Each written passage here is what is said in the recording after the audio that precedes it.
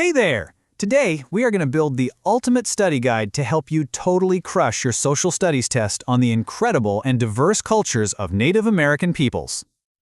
Okay, Mia, this one's especially for you. We are going to knock this out of the park. We'll go through everything you need to know so you'll feel completely ready. Let's jump right in. All right, our first stop is the hot, dry desert of the American Southwest. Let's talk about the people who built these amazing villages right in the middle of a really tough landscape. So, first up, the Pueblo people. Okay, these guys built these incredible homes from stone and a special kind of sun-dried clay called adobe. Their villages kind of looked like stacked pyramids. And get this, instead of regular front doors, they used ladders to climb inside. How cool is that for keeping unwanted visitors out? And speaking of people who've been around for a while, let's talk about the Hopi. They're one of the oldest cultures in the desert, and their village, or Aibi, has been lived in for about 900 years. 900 years. Can you even imagine a town being around for that long? The Hopi were also super smart innovators. They were actually the very first group to use coal to fire or, heat up their pottery. Now, why is that a big deal? Well, it made their pots way stronger, and everyone had a job to do. The men took care of farming, hunting, and weaving cotton, while the women gathered food and made these beautiful baskets. Okay, Mia, get ready for this. This is one of my favorite secret study tricks to help you remember stuff for your test. It's going to sound a little silly, I promise, but it totally works. Just remember this phrase: crazy bunnies squish carrots. Say it out loud: crazy bunnies squish carrots. So, why the wacky phrase? Well, each word is a clue. Crazy for corn, bunnies for beans, squish for squash, and carrots for cotton. See? Easy peasy. You'll never forget what the Hopi grew now. Now, for something really important in Hopi culture, Kachinas. These were powerful spirit beings. The Hopi believed they brought rain, which is a huge deal in the desert, and helped make sure their crops grew tall and strong. To honor them, they held these special masked dances and created these really beautiful Kachina dolls. All right, we're staying in the Southwest for a little bit longer to learn about two other really important groups who lived there, the Navajo and the Apache. The Navajo way of life actually changed a whole lot over time. At first, they were hunters and gatherers. Then they learned all about farming and pottery from their neighbors, the Pueblo people. And later on, after the Spanish arrived in the area, they became amazing sheep herders and horse riders. They were total masters of adapting. A really important belief for the Navajo was something called Hojo. Basically, it means living in balance and harmony with the earth. It's this beautiful idea of walking in beauty, and you've probably seen their work. They are famous for making this absolutely stunning silver and turquoise jewelry that people still love today. Okay, time for a little side-by-side comparison. Let's talk houses.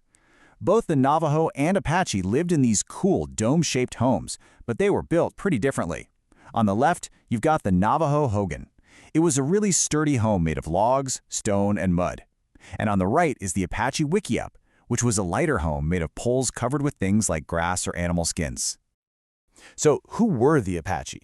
Well, fun fact, their name actually comes from a word in the Zuni language that means enemy. And they definitely had a reputation for being fierce warriors, partly because they would raid other villages for supplies.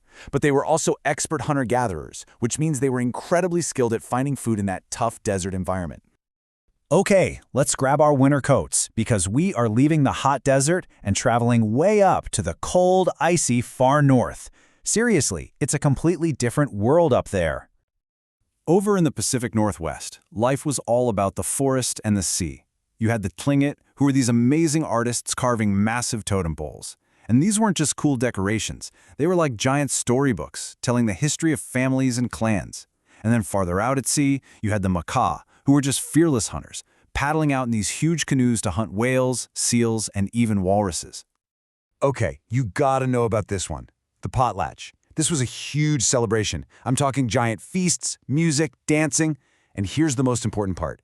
The hosts would give away tons of gifts. But it wasn't about showing off how rich you were. It was all about showing generosity and earning respect in the community. All right, Mia, you ready for memory trick number 2? This one is for the subarctic peoples who lived just south of the Arctic Circle. I want you to picture a bunch of cats just paddling around in a river. Got that weird picture in your head? The phrase is, many cats swim. So why are we thinking about cats going for a swim? Because it helps you remember what the subarctic peoples hunted. many for moose, cats for caribou, and swim for salmon. And they were super clever about it, using traps they made themselves from things like animal bones and wood. Now let's go to the real Arctic, where it is seriously unbelievably cold. To survive up there, you had to be brilliant. They wore super warm clothes made from caribou skin and other furs, and get this, even their houses changed with the seasons. In the winter, they'd live in igloos made of snow, or in homes built partially underground, but in the summer, they'd move into tents made of animal skins. For our last section, we're heading right to the middle of the continent, the Great Plains. And here, life pretty much revolved around one single magnificent animal. And that animal was the buffalo. For the native peoples of the Great Plains, the buffalo was literally everything. It was their grocery store, their clothing store, and their hardware store, all rolled into one. Food, clothes, tools, even shelter, the buffalo provided it all. Pretty much no part of the animal ever went to waste.